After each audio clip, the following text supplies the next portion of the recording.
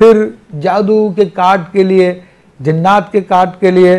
तो देखिए एक अमल पहले भी मैं इसका बता चुका हूँ, जिसमें 9 मरतबा पढ़ना था सूरह मुज़म्मिल शरीफ, और वो 4 दफ़ा पढ़कर 5 दफ़ा पढ़ के, हाँ, उसके सीधे कान में दम करना था, फिर 4 दफ़ा पढ़ के उसके उल्टे कान में दम करना था, फिर वो उसके नाक में भी दम करना था, मुंह पे भी दम करना था, और फिर पानी पे दम करके उसको देना था, वो पानी उसको पिलाना था।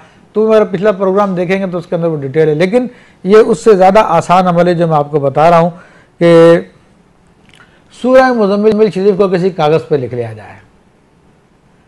कागज़ पे लिखने के बाद वो कागज़ जिस पर जादू है या जिन्नात है, वो शख्स उस कागज़ को खा जाए, इंशाअल्लाह तबारक व तआला उसका जादू जिन्नात उसी वक्त ख़त्म हो जाएंगे।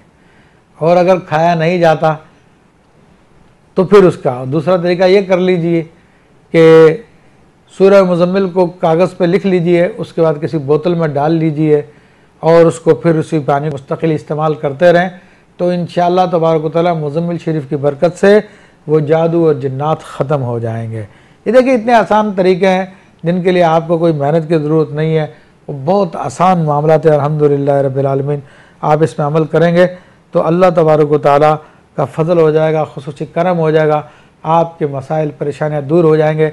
घर बैठे बैठे बग़ैर कोई पैसा खर्च किए इंशाअल्लाह तबारक व तआला आपको फ़ायदा होगा। और अल्हम्दुलिल्लाह बहुत लोग ऐसे जिनको हमने बताए हैं, अल्लाह का शुक्र, अपने घरों पे इत्मीनान के साथ है, उनके मामलात हल हो चुके हैं अल्हम्दुलिल्लाह रब्बिल आलमीन।